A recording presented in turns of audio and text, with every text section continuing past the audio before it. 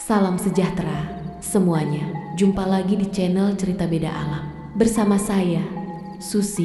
Jangan lupa untuk menekan tombol like video ini. Aktifkan juga lonceng notifikasinya agar tidak ketinggalan cerita-cerita horor lainnya di channel ini. Dan bagaimana kisahnya? Langsung saja kita mulai ceritanya.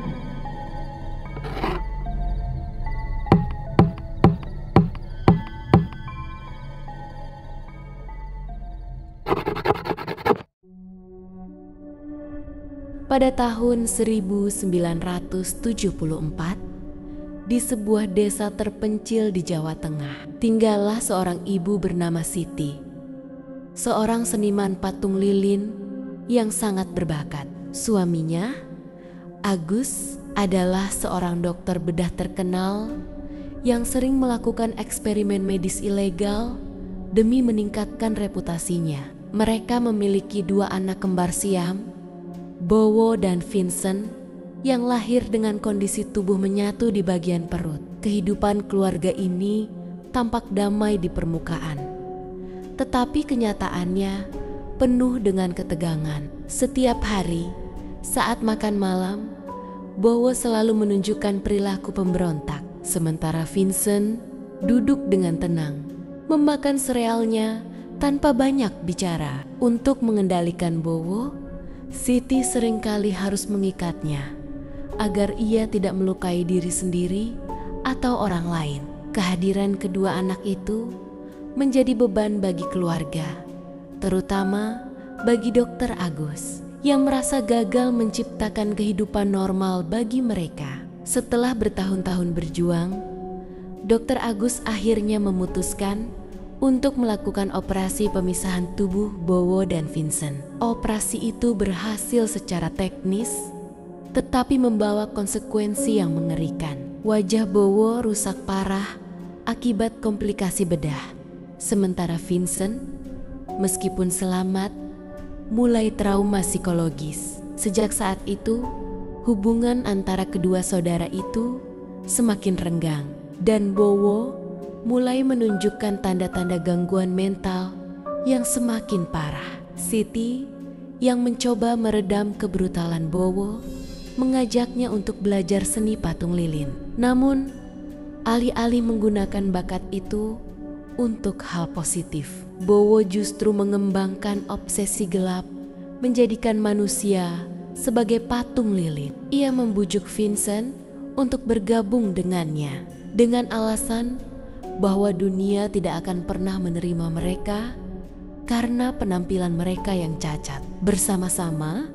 mereka mulai menculik orang-orang dari desa sekitar, menyuntikkan bahan kimia untuk melumpuhkan korban, lalu mencelupkan tubuh mereka ke dalam lilin panas hingga menjadi patung hidup.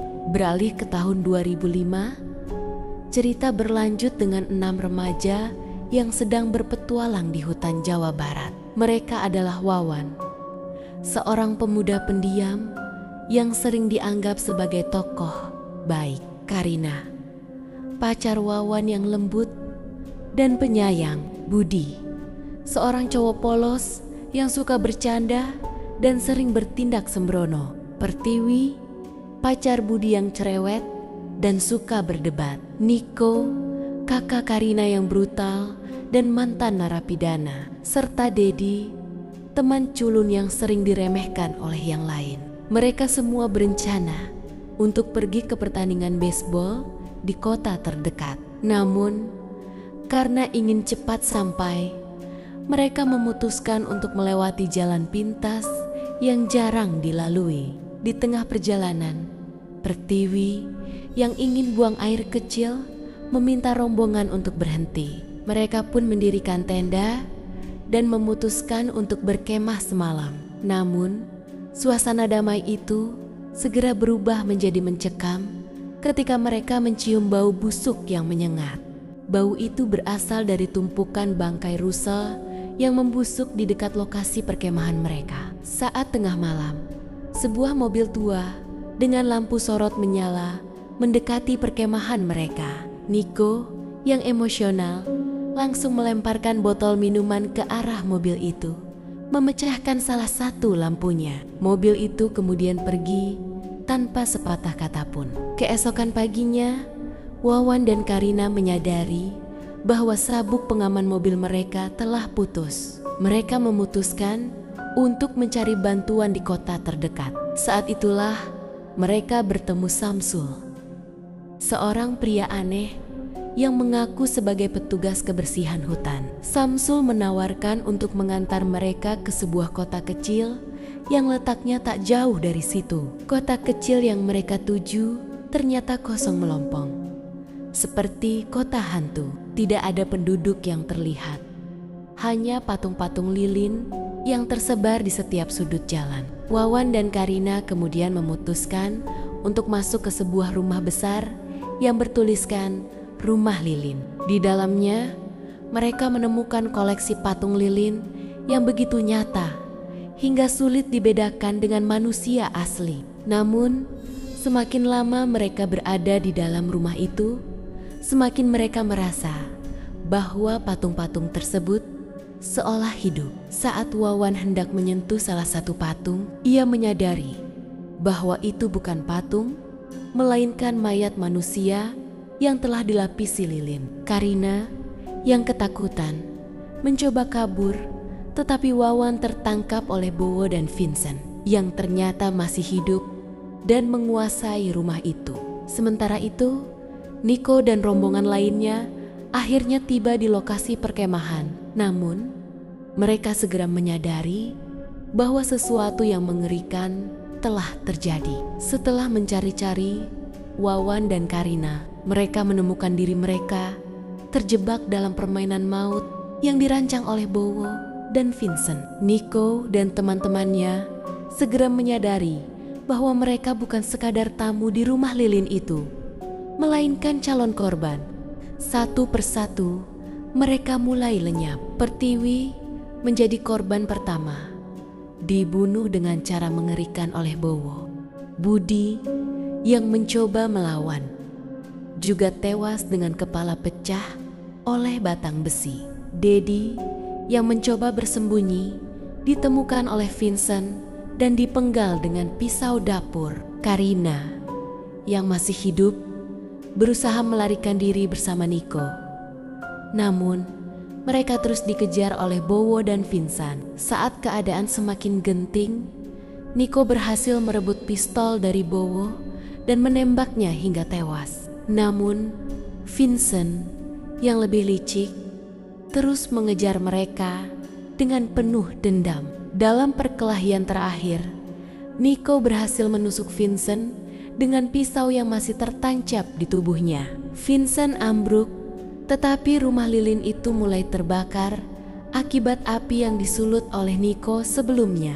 Niko dan Karina berlari menyelamatkan diri, sementara rumah lilin itu runtuh menjadi abu. Setelah berhasil melarikan diri, Niko dan Karina ditemukan oleh polisi. Saat diselidiki lebih lanjut, rahasia keluarga ini terungkap. Ternyata Bowo dan Vincent adalah hasil operasi pemisahan tubuh yang gagal. Bowo yang memiliki gangguan mental menjadi dalang di balik pembunuhan berantai itu. Ia membujuk Vincent untuk bergabung dengannya dengan alasan bahwa dunia tidak akan menerima mereka karena penampilan mereka yang cacat. Namun, ada satu rahasia besar lainnya yang belum terungkap. Polisi mendapat telepon dari kantor pusat yang memberitahukan bahwa keluarga rumah lilin sebenarnya memiliki 3 anak,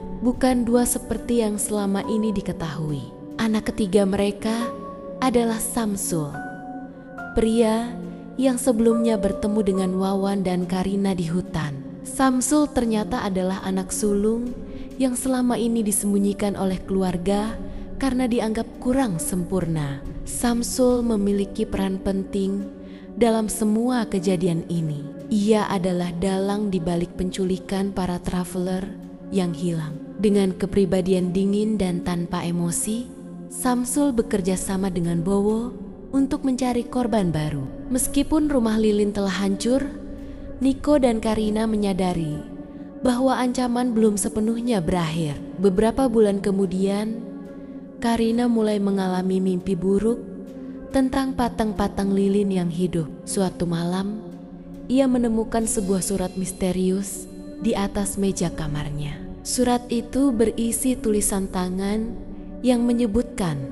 bahwa rumah lilin akan dibuka kembali di tempat lain. Niko dan Karina sadar bahwa warisan keluarga rumah lilin masih ada dan mereka harus siap menghadapi ancaman baru di masa depan.